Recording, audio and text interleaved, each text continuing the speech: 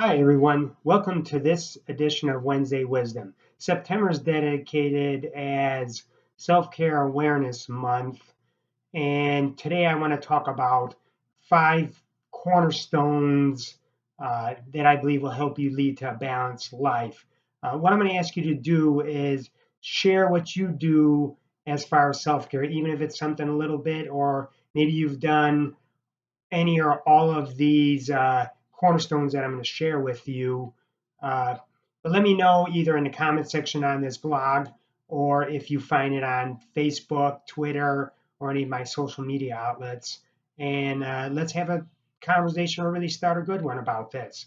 Uh, the first cornerstone is stress management. Now, this is going to be the key cornerstone, the foundational cornerstone, because if we are under high amounts of stress, then we're not going to be able to really push forward with our goals. This is one of those barriers to any lifestyle modification program. Uh, Awareness can be in a form of uh, what I do is like acupuncture, massage therapy, uh, exercise, chiropractic care. Uh, it could be just simply as noticing your breath, taking a deep breath in and then let it out.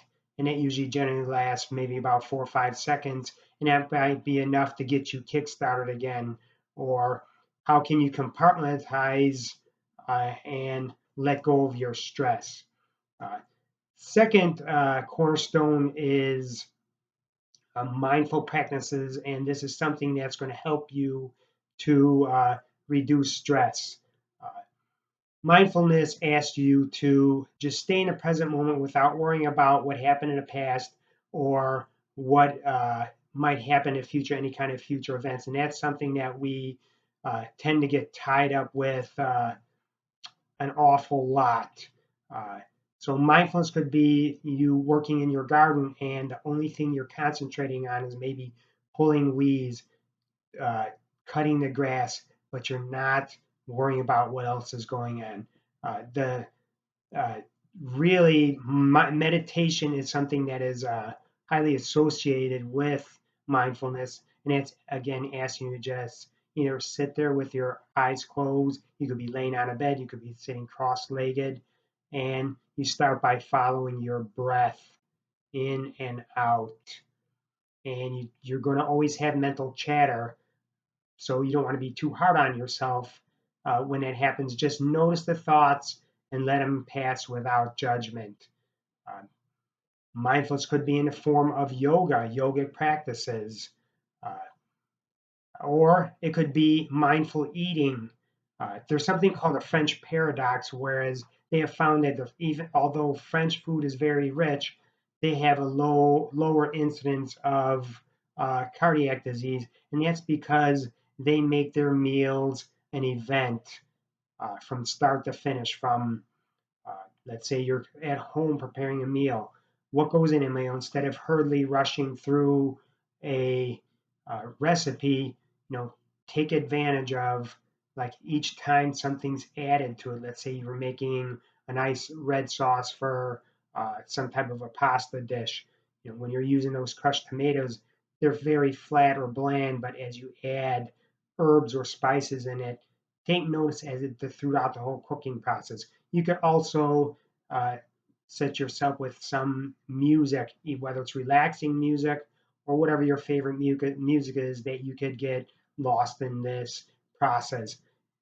In our fast-paced society, we're not going to be able to really dedicate a whole lot of time because we have other responsibilities. So if you're going to make cooking an event, try to do that. At least dedicate it once a week, and if you can only start with, do it once a month, and then as you build, you can add on and add on. How are you going to do that? Do you want to eat at a formal dining room table with nice linens and china? Something to just really get you lost in that moment. The next cornerstone is, of course, exercise. And exercise is something that's going to keep the body moving. And really, that's what you want to do. it's really a quality of life factor. Some people may have the goals of being power lifters, bodybuilders, uh, but for most of us, we can do with functional exercise. And there's five uh, movements that we do in everyday life, and it's pushing, pulling, squatting, lunging, and rotational type exercises. And that's, if you're going to build yourself a program, that's what you want to do, is focus on making sure that with all the body parts, if you divide them up into different exercises, uh, that you want to hit those five basic moves of life. And again, it's going to be about quality of life. As we age, uh, we want to try to stay as fit as possible so we can enjoy our life, especially when you hit the retirement or those golden years, as they're often referred to. Uh, the next one is nutrition, which is closely related to our exercise, because you're going to need the proper fuel to help that body repair itself once you've gone through your exercise program. Uh, you want to try to shoot for whole foods, not the more refined aspects that you might find in the center of a grocery store, down those center aisles. You're going to find most of the whole foods uh, when they're in their natural, unprocessed form. When you shop the perimeter of the store, now you will find some. You will find some a of these processed or refined foods on that those outside walls of the grocery store, but in general, that you're going to find the whole foods there. The final one is that sometimes uh, we have a hard time doing things on our own, or holding ourselves accountable. So we might need that peer support or that group support.